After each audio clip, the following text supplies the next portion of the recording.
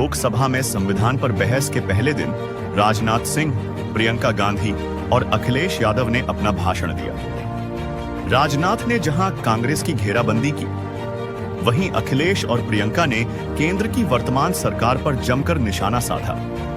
हालांकि संविधान पर संसद में बहस के दौरान 4 ऐसे भी मुद्दे नजर आए जिस पर तीनों ने खुलकर अपनी बात रखी। ये 4 मुद्दे थे: जाति की गिनती, संविधान की रक्षा, नेताओं का दल बदल और उत्तर प्रदेश की राजनीति। राजनाथ सिंह, प्रियंका गांधी और अखिलेश यादव ने अपने भाषण में जाति जनगणना का जिक्र किया। 2024 के लोकसभा चुनाव में जाति जनगणना का मुद्दा सुर्खियों में था।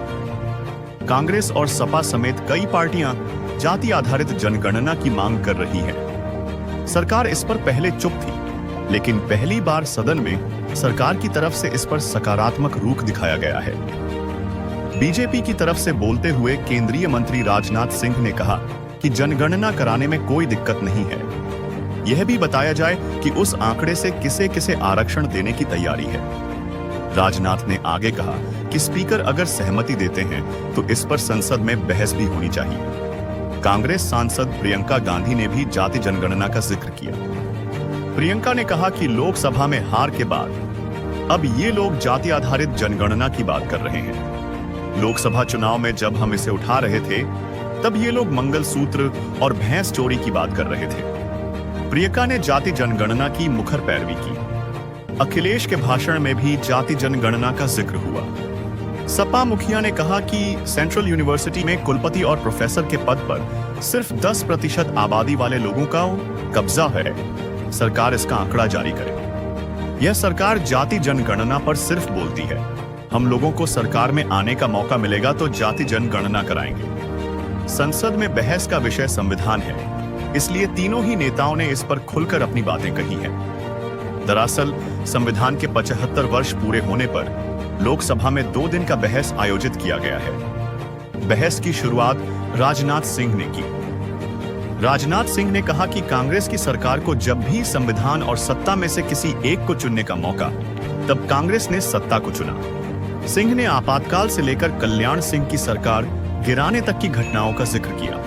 उन्होंने कहा कि कांग्रेस संविधान को जेब में लेकर चलती है। प्रियंका गांधी ने अपने भाषणों में संविधान की शक्ति का जिक्र किया। प्रियंका ने कहा कि जो लोग पुरानी बातें करते हैं वो यह नहीं बताएंगे कि कैसे पैसे के बूते चुनी हुई सरकार को हटाया जा रहा है। प्रियंका ने कहा कि संविधान इस देश की आवाज है और लोग ही इसे बचा रहे हैं। उन्होंने कहा कि देश का संविधान इतना कमजोर नहीं है कि इसे कोई कुचल सके। यह देश कायरों के हाथ में ज्यादा देर तक नहीं रहा है। अखिलेश यादव भी अपने भाषण में संविधान के बारे में खुलकर बात की। उन्होंने कहा कि प्रस्तावना में देश की सुरक्षा और धर्मनिरपेक्षता शब्द का जिक्र है, लेकिन आज सीमा सुरक्षित नहीं है। सपा प्रमुख ने आगे कहा कि देश में हर मस्जिद के नीचे से मंदिर को खोजा जा रहा है। यह संविधान के लिए सही नहीं है। अल्पसंख्यकों को निशाना बनाए जाने को भी अखिलेश ने मुद्दा बनाया। राजनाथ सिंह, प्रियंका गांधी और अखिलेश यादव राष्ट्रीय स्तर के नेता हैं, लेकिन तीनों के ही भाषण के केंद्र में उत्तर प्रदेश था।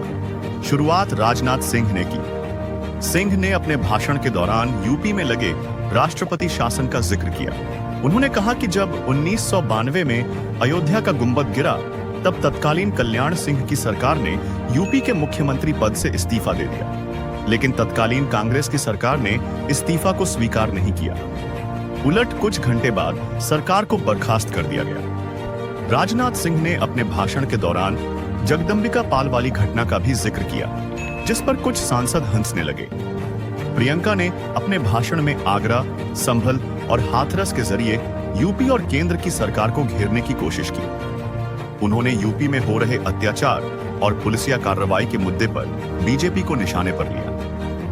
बोलने की बारी जब अखिलेश यादव की आई तो उन्होंने भी अपने भाषण में यूपी को ही केंद्र में रखा।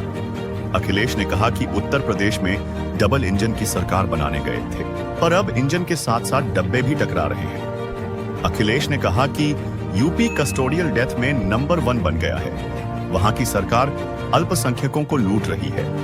राजनाथ सिंह जब संविधान पर बोल रहे थे तो उस दौरान उन्होंने यूपी में घटित 1998 की एक घटना का जिक्र किया, जिसमें पूर्ण बहुमत के बावजूद कल्याण सिंह की जगह जगदंबिका पाल को मुख्यमंत्री बना दिया गया था। सिंह जब यह बोल रहे थे तो पाल भी उनके साथ सदन में बैठे थे। इस पर विपक्षी दलों के सांसदों ने शोर कर दिया, जिसके बाद जवाब देते हुए सिंह ने कहा कि उन्हें अपनी गलती की एहसास हो गई, इसलिए वे अब दल बदलकर बीजेपी में आ गए हैं। प्रियंका ने भी दल बदल को मुद्दा बनाया। प्रियंका ने कहा कि आपके पास एक वॉशिंग मशीन है, उसमें इधर से उधर गए लोगों की सफाई हो जाती है। अखिलेश जब बोलने उठे तो उन्होंने भी इधर से उधर गए लोगों पर खूब तंज कसा।